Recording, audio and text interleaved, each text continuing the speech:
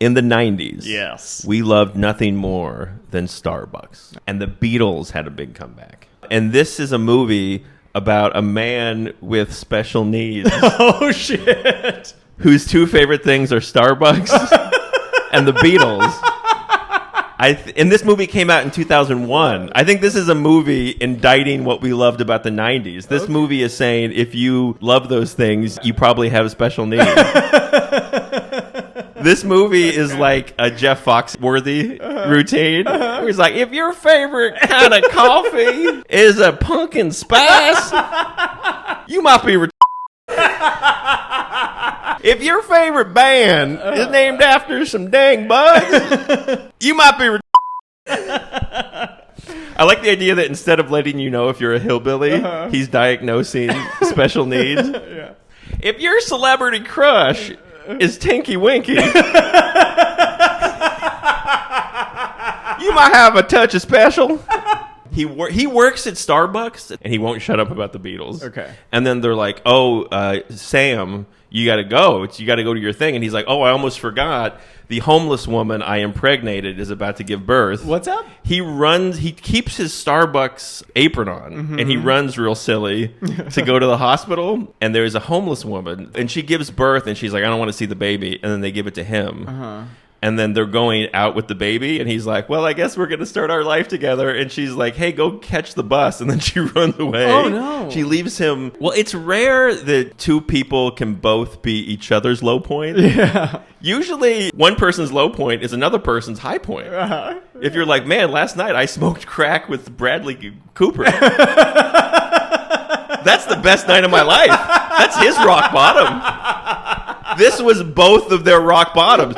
He went back to his special needs friends, and he was like, guys, look, here's what I did last night. And they were like, dude, we're special, but there's a limit. But when this woman went back to the homeless community, they would have been like, that's too far. Yeah. I mean, we're very accepting, but you've crossed the line. You got to go inside. Yeah.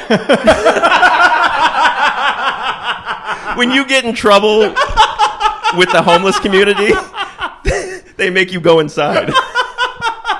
When you think about what you've done, you can come back outside. Yeah. So he keeps the baby, but then luckily there's a woman in his building who is agoraphobic, and she's smart. And it's Diane Wiest. So she kind of helps him raise the kid. Okay. He has a fun, wacky group of friends that are very sweet. Okay. And their scenes are funny. But his group of friends, it's like a mix, clearly, of actors, regular actors playing the special needs, and then half of them are actually special needs. Okay. So that, I wonder if that's awkward on the day. Like, you know how like there's always that thing on Saturday Night Live where like they'll have Jimmy Fallon's doing De Niro, and then De Niro comes up behind him and he's like, are you doing me? Is that what I sound like? Oh, shit. Do you think that the special needs actor is doing special needs? And then the real one is like, what are you doing? Is that what I sound like to you? Now she's 7, and she's as smart as him. Oh. And it's Dakota Fanning, and she just seems like a really smart little kid. You can just see in her eyes. Yeah. And there's a scene where they're at the diner they go to. So she goes, you're not like other daddies. And he's like, this is the first time I'm hearing of this. So then there's a scene where he's like at a mall or something, and this Asian, I guess, hooker starts talking to him. Oh. But he doesn't get it. Right. She's like, hey, you want to have a good time? And he's like, I haven't like having a good time. And she's like, you want to stick your penis in my vagina? And he's like, could you slow it down there, Stephen Hawking? I don't know what you're saying. And so then the cops bust him. Bust him.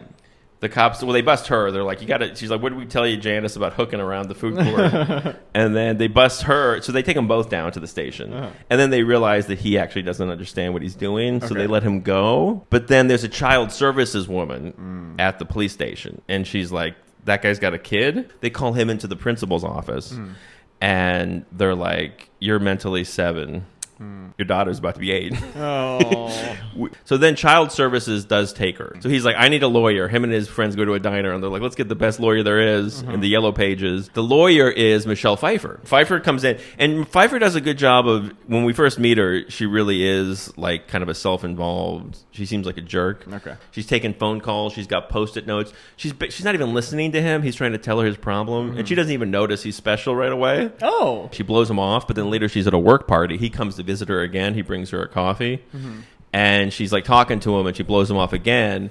And then her other lawyer friends are like, who was that? And she's like, oh, it's just she lies and says, that's, I'm just doing some pro bono work with special needs people. Mm-hmm. And they start laughing at her. And they're like, what, you don't think? Because her friends realize she's such a bitch, she would never do that. Oh. So she's like, oh, you don't think I would do free lawyering for special people? And so she does the right thing just to show them. All right. So she decides, I'll show them I'm a good person.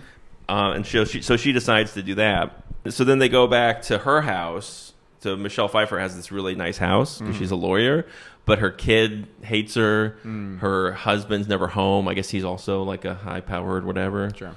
You can tell she's not happy. She's practicing what to say with Sam, and then he puts a suit on. For a second, she's like, oh, shit. Yeah. Michelle and Sam? I mean, okay, let's just say she gives him a look. She teaches him how to tie his tie. Oh, okay. It's pretty hot. Yeah. Then he gets cross-examined by Toby from The West Wing. And at first, he's not making sense. But then he gets really kind of eloquent. And he's like, I think, I'm not a smart man, but I know a child needs consistency. They need you to listen and pretend to listen when you're too tired to listen. They need love, and we've built a home, even though I'm not a perfect man. And then he goes, but I'm a good father to Billy. And I'm not a perfect parent, but we built a life together, me and Billy. And they're like, who the fuck's Billy? Yeah, and he says, like, and you can't take that away, Joanne. And then we realize that he's doing the speech from Dustin Hoffman from the end of Kramer and Kramer. Like, he's memorized. Because then his one buddy, who's the movie autism guy, he stands up and he's like, don't do that to me again, Joanne. And we're like, fuck, this guy is stupid. But it's he was just doing Kramer versus Kramer. Yeah. He just gave us a taste of a better movie for a second. And then Toby's like, Toby kind of keeps hitting him with questions. He's like, are you a good parent? You think you're a good parent? Knock, knock, who's there? Bad parent. He's like, what? I don't know what's happening. He's like, bad parent says what? Bad parent says what? What? Gotcha, bitch. But then he admits it. She's like, she deserves the best. Can you give her the best? And he's like, no, I can't. No, buddy. He gets him to break down and say, like, I'm not, you're right. You're all right. He's like, just stop talking to me. You're all right. I suck. Oh. So he's at his lowest point, Sam. And he kind of builds like an origami wall. He's like just making origami out of newspaper. Okay. And he builds a whole wall and he hides behind it. And then Michelle Pfeiffer's like, let me in. Well, I think he just doesn't answer the door. He's hiding. So she kicks the door in, Michelle Pfeiffer, and she's talking to him through the wall. She can kind of see him in one of the holes. Then she bursts through the wall. He says that he's quit his job and he's given up, And she's like, you got to fight. You got to fight. You can do this. And he says this thing where he's like, you don't understand what it's like for people like me. I try and I can't do anything. And he says, you're perfect. He says, people like you don't know what it's like. People like you don't feel anything. Oh. So then she loses it. Yeah. This is the perfect thing to just break her down. Because then she just like, she goes and she starts crying and she's like, my husband's cheating on me. I feel lost. My son hates me. My life's shit. She's like, she's a hot lady, but she's like, I'll never be enough. I'll never be enough. Yeah. And then he hugs her. A special kind of way. He gives her some kisses. Like some kisses? So they're hugging and kissing a little bit. Okay, so it cuts away. Okay. So we don't know what happened there. So then we cut back to now, I guess they're doing like another hearing for him to try to get her back. Okay. But then when Michelle Pfeiffer comes in, and then when they kind of come together, she's looking at him like, oh, hi. It's the we fucked awkwardness. Oh. Like, we can tell by how they're acting now that they did fuck. Oh. The fundamental question of this movie, it turns out, is not, can a handicapped man raise a child? The fundamental question of this movie is, how does Sean Penn keep getting laid with that fucking haircut? I think this is an indictment of women's choices. Oh, shit. Fundamentally, this movie is saying, look, ladies, you love the bad boys.